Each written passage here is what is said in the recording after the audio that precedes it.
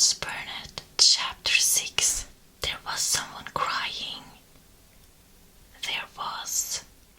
The next day the rain poured down in torrents again, and when Mary looked out of her window, the moor was almost hidden by grey mist and cloud. There could be no going out today. "What do you do in your cottage when it rains like this?" she asked Martha. "Try to keep from under each other's feet mostly," Martha answered. There does seem a lot of us then. Mother's good-tempered woman, but she gets fair moithered. The biggest one goes out in the cowshed and plays there. Dickon, he doesn't mind the wet. He goes out just the same as if the sun was shining. He says he sees things on rainy days as doesn't show when it's fair weather.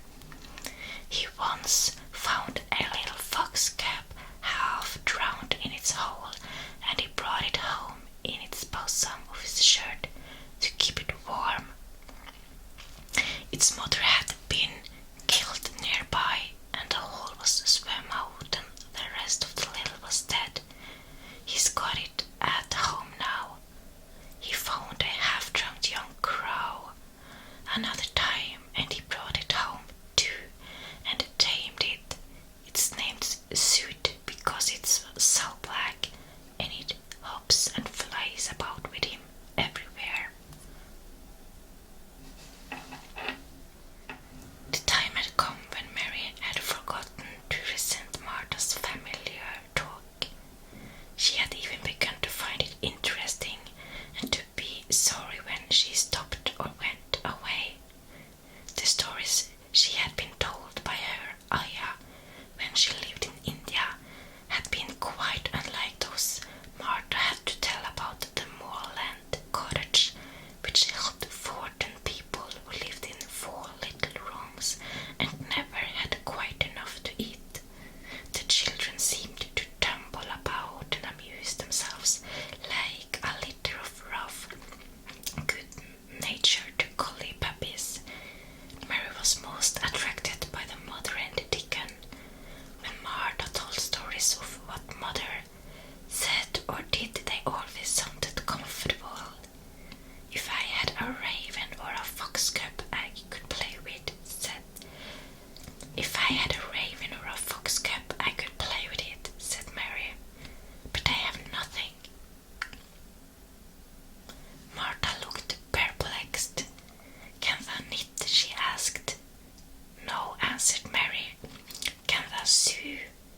"No." "Can thou read?" "Yes." "Then why doesn't thou read something or learn a bit of spelling? That's old enough to be learning thy book a good bit now."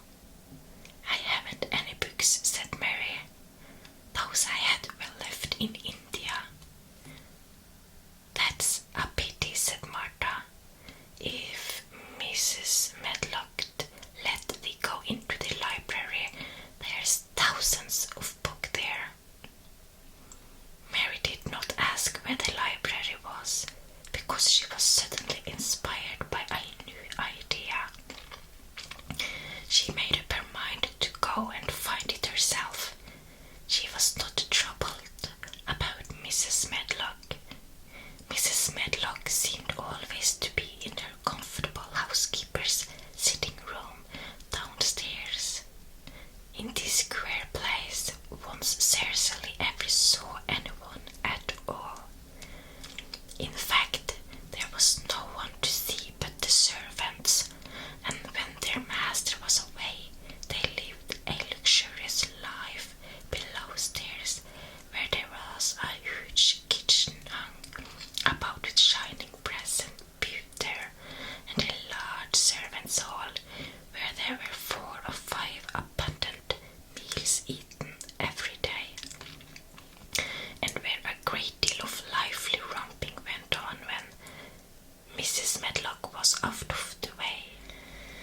Mary's meals were served regularly, and Martha waited on her, but no one troubled themselves about her in the least.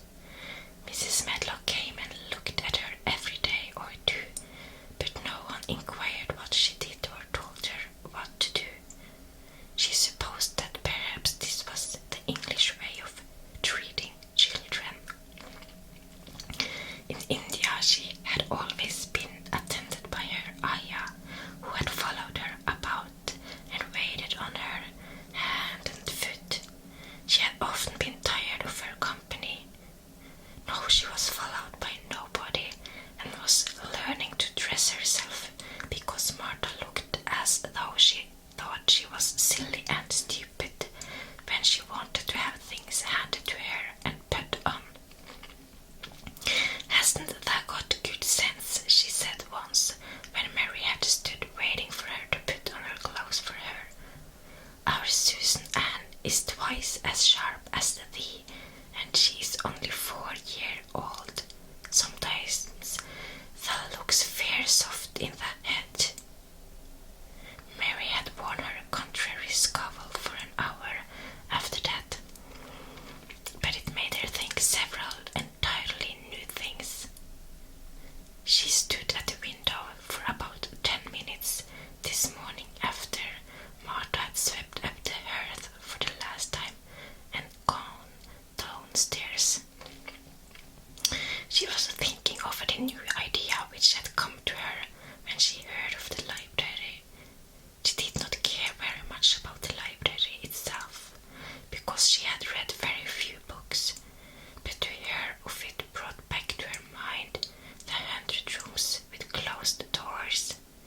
She wondered if they were all really locked and what she would find if she could get into any of them. Were there 100 really? Why shouldn't she go and see how many doors she could count? It would be something to do on this morning when she could not go out.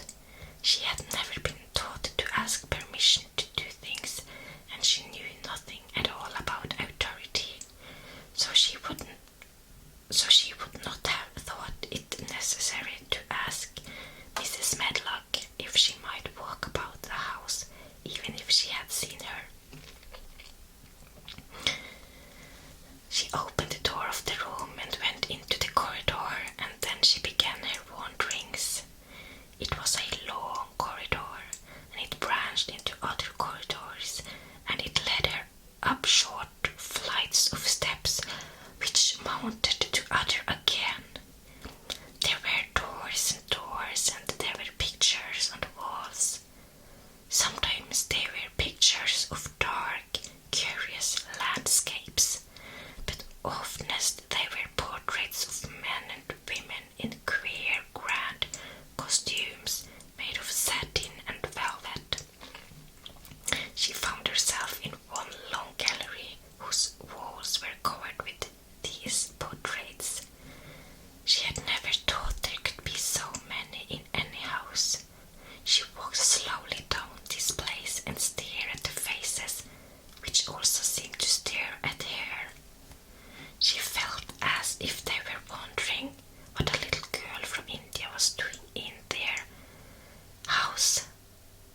Some were pictures of children, little girls in thick satin frocks which reached to their feet and stood out about them, and boys with puffed sleeves and lace collars and long hair, or with big ruffs around their necks. She always stopped to look at the children and wondered what their names were and where they had gone and why they wore such odd clothes. There was a stiff, plain little girl rather like herself.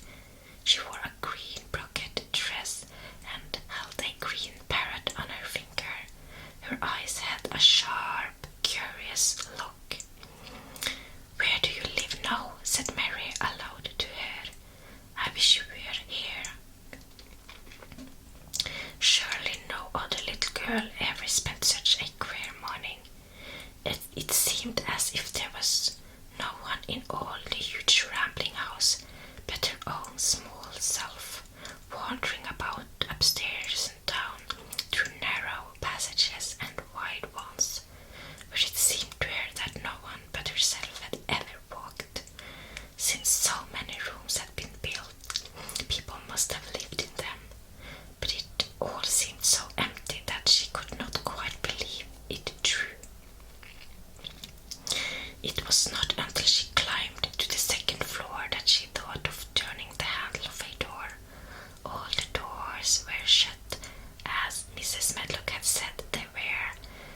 last she put her hand on the handle of one of them and turned it.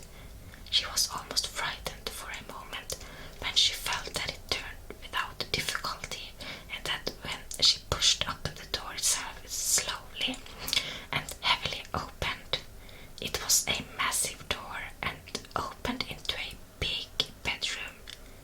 There were embroidered hangings on the wall and inlaid furniture such as she had seen in India stood about the room. A broad window with leaded panes looked out upon the moor, and over the mantel was another portrait of the stiff, plain little girl who seemed to stare at her more curiously than ever. "Perhaps she slept here once," said Mary. "She stares at me so that she makes me feel queer." After that she opened more doors and more. She saw so many rooms that she became quite tired and began to think that there must be 100, though she had not counted them. In all of them there were old pictures and old tapestries with strange scenes worked on them. There were curious pieces of furniture and curious ornaments in nearly all of them. In one room, which looked like a lady's sitting room, the hangings were all embroidered velvet, and in a cabinet were about 100 little elephants made of ivory. They were of different sizes, and some had their mayhouts or palanquins of their backs.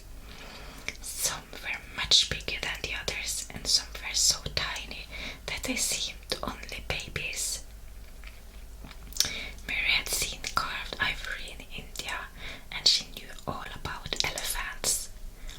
She opened the door of the cabinet and stood on a footstool and played with these for quite a long time. When she got tired, she set the elephants in order and shut the door of the cabinet. In all her wanderings through the long corridors and the empty rooms, she had seen nothing alive. But in this room she saw something. Just after she had closed the cabinet door, she heard a tiny rustling sound. It made her jump and look around at the sofa by the fireplace, from which it seemed to come. In the corner of the sofa there was a cushion, and in the velvet which covered it there was a hole, and out of the hole peeped a tiny head with a pair of frightened eyes in it. Mary crept softly across the room to look. The bright eyes belonged to a little grey mouse, and the mouse had eaten a hole into the cushion and made a comfortable nest there. 6 baby mice were cuddled up asleep near her. If there was no one else alive in the 100 rooms, there were 7 mice who did not look lonely at all. "If they wouldn't be so frightened, I would take them back with me," said Mary. She had wandered about long enough to feel too tired to wander any farther, and she turned back. 2 or 3 times she lost her way by turning down the wrong corridor, and was obliged to ramble up and down until she found the right one. But at last she reached her own floor again, though she was some distance from her own room and did not know exactly where she was. "I believe I have taken a wrong turning again," she said, standing still at what seemed the end of a short passage with tapestry on the wall. "I don't know which way to go. How still everything is." It was while she was standing here, and just after she had said this, that the stillness was broken by a sound. It was another cry,